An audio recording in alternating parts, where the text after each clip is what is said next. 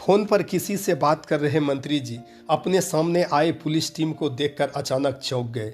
वे आश्चर्य भरी निगाहों से देखने लगे। तभी उस पुलिस टीम को लीड कर रहे दारोगा बोला, सर आपके नाम का वारंट है। कैसा वारंट? सर पिछले दिनों आपके आवास से गिरफ्तार आदमी ने कई घटनाओं में आपकी संलिप्तता के बारे में अपना स्टेटमेंट दर्ज कराया है। आपको इसी वक्त हमारे साथ थाने चलना होगा। घबराए मंत्री जी ने तुरंत ही सब इंस्पेक्टर चौधरी को आवाज लगा दिया। चौधरी जी तुरंत अंदर पहुंच गए। आपको क्या लगता है मुझे फांसी हो जाएगी? गलत भरम मत पालिए चौधरी जी। और हाँ, मुझे चुनाव हरवाने के लिए आपको विपक्षी उम्मीदवार ने कितना रुपया दिया? तभी चौधरी जी बोल पड़े, मेरे खिलाफ अनप शनप आरोप लगाने से बेहतर होगा आप अपनी केस के बारे में सोचें। अगले ही पल पुलिस टीम मंत्री जी को गिरफ्तार करके थाने के लिए निकल गई। मंत्री जी की गिरफ्तारी की सूचना जंगल में लगे आग की तरह चारों ओर तुरंत ही फैल गई। मंत्री जी के प्रशंसकों एवं चाटुकदारों की कदमें स्वतः थाने की ओर बढ़ने लगी। लगभग आधे घंटे के अंदर ही थाने के बाहर भीड़ के कारण अफरा तफरी का माहौल बन गया था। रैपिड एक्शन फोर्स के आने के बाद ही मंत्री जी को किसी तरह कोर्ट पहुंचाया गया। मंत्री जी की तरफ से बेल पर बहस करने के लिए शहर के नामी गिरामी वकीलों की लंबी लाइन लग गई। सरकारी वकील ने उनकी जमानत के विरोध में काफ़ी बहस किया। दोनों तरफ की दलील सुनने के बाद कोर्ट ने 2 दिनों के लिए अपना फैसला सुरक्षित रख लिया। उसी दिन शाम होते होते मंत्री जी जेल पहुंच गए थे। जेल में मंत्री जी का स्वागत एक हीरो के माफिक हुआ। तकरीबन आधे कैदी तो इन्हीं के चेले थे। इनके जेल आने के बाद इनके बाहर के चेले अचानक सक्रिय हो गए। शहर में जगह जगह प्रदर्शन और धरने का सिलसिला चल पड़ा। शहर की सारी विधि व्यवस्था चरमरा गई। इस चुनाव के माहौल में मंत्री जी के कार्यकर्ता पूरी तरह चुनावी लाभ लेने के मूड में आ गए थे। सब इंस्पेक्टर धीरज चौधरी मंत्री जी के कार्यकर्ताओं के सीधे निशाने पर आ गए थे। आज तो हद ही हो गई। कुछ आक्रोशित मंत्री जी के कार्यकर्ताओं ने सब इंस्पेक्टर के गाड़ी पर पेट्रोल बम से हमला कर दिया था। किसी तरह जान बचने के बाद उन्होंने उस उग्र भीड़ को भगाने के लिए हवाई फायर कर दिया। गोली चलने के साथ ही लोग इधर उधर भागने लगे। इसी बीच एक आदमी की गोली लगने से मृत्यु हो गई। शाम होते होते आरएफ की टीम ने मोर्चा संभाल लिया। एसपी विकास कुमार ने मारे गए शख्स प्रताप कुमार को पोस्टमार्टम के लिए भेज दिया। इस घटना की स्वतंत्र जांच के लिए उन्होंने अपने आप को ही चयनित कर लिया। आज मंत्री जी को जेल आए 2 दिन बीत गए थे।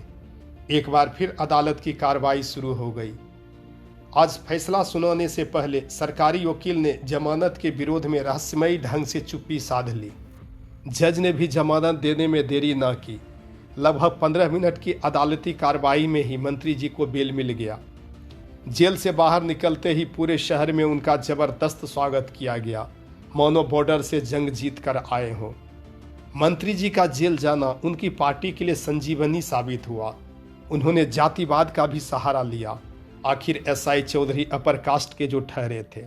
अपने आवास पहुंचते ही मंत्री जी चौधरी जी को अपने कमरे में बुलाकर धमकाना शुरू कर दिए। वे बोले, देखो चौधरी, तुम्हारे पूरे प्रयास के बाद भी जेल मुझे 2 दिनों से अधिक नहीं रख पाया। मेरे ख्याल से तुम्हारे लिए अच्छा यही होता अगर तुम नौकरी से खुद ही इस्तीफा दे देते। नहीं तो कार्यकर्ता के मौत के मामले में सस्पेंड और फिर बाद में तुम पर चार्ज लगाया जाएगा। फिर कानूनी पचड़े में फंसकर हो सकता हो कहीं तुम्हें आजीवन कारावास न भुगतना पड़े।